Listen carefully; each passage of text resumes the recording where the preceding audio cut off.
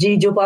افغانستان کے جاہل اور عالم ہیں ان کے بارے میں کیا ہی کہیں، اگر تو وہ وہی ہیں رینٹر ٹیررسٹ، تو وہ تو پھر ایک ہی ان کا نیریٹو ہے، ان کے بارے میں تو ہم ہوپ فل نہیں ہو سکتے۔ لیکن جس بات کی طرف آپ اشارہ کر رہے ہیں، پاکستان نے یہ جو ان کی طرف سے ریٹوریکلی چینج آ رہا ہے،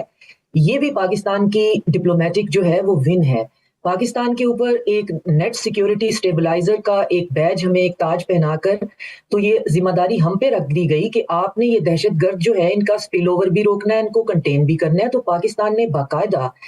تمام ملکوں کو اس بات کے اندر شامل کیا کہ یہ صرف پاکستان کی ذمہ داری نہیں ہے، کیونکہ پاکستان کی اقتصادی ترقی کو ان کی راہ میں تو یہ رکاوٹ ہے ہی۔ اس کے لیے جو ہمارا جانی نقصان ہمارے بچوں کا ہو رہا ہے، مین ان یونیفارم کا، ہمارے بیٹوں کا، وہ بھی ہمارے کندھوں پہ بوجھ ہے۔ ہم اس کو نظر انداز نہیں کر سکتے کہ وہ اس دہشت گردی کو ختم کرنے کے لیے اور دنیا میں امن قائم کرنے کے لیے اپنی جانیں جو ہیں وہ قربان کر رہے ہیں۔ تو پھر ریسنٹلی رشیا نے یہ آفر کیا، پھر ایران میں جو ہے لاسٹ ویک آئی تھنک یا 15 دن ہوئے ہیں کہ باقاعدہ ایک میٹنگ ہوئی ہے جس کے اندر ایک ٹاسک فورس بنانے کی بات ہوئی ہے، جس میں بہت سے ملک جو ہیں جو کہ افیکٹڈ ہیں اس چیز سے، خاص طور پہ سینٹرل ایشیا، چائنا اور رشیا، ایران، یہ اپنی ایک کولیکٹیو فورس بنائیں گے اس ٹیررزم کے سے خطرے سے لڑنے کے لیے۔ اس سے ذرا پہلے ہو یہ رہا تھا کہ ایون سینٹرل ایشین اسٹیٹس جو ہیں وہ بہت کوزی افغانستان کے ساتھ ہو رہی تھیں، اور ایک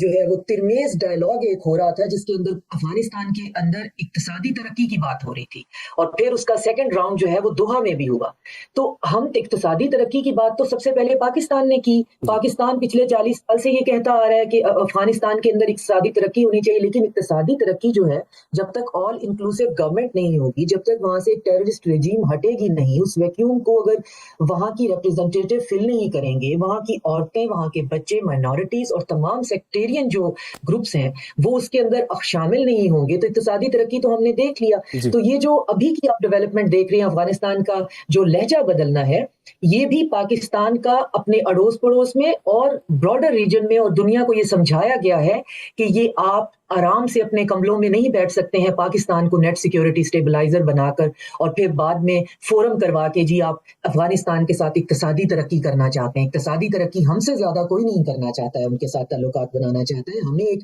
ڈی سٹیبلائز نیبر جو ہے وہ کبھی فائدے میں نہیں ہے، لیکن یہ سب جو ہوگا یہ مل کر ہوگا، اور جب ہر طرف سے پریشر اب آیا ہے اور پاکستان کی کوششوں سے آیا ہے تو آپ کو بدلا ہوا لہجہ نظر آتا ہے، اور بدلے ہوئے لہجے میں ایک اور چیز بھی آپ ڈاکٹر شازیہ آپ صحیح کہہ رہی ہیں کہ لہجہ تو بدلا ہوا نظر آیا۔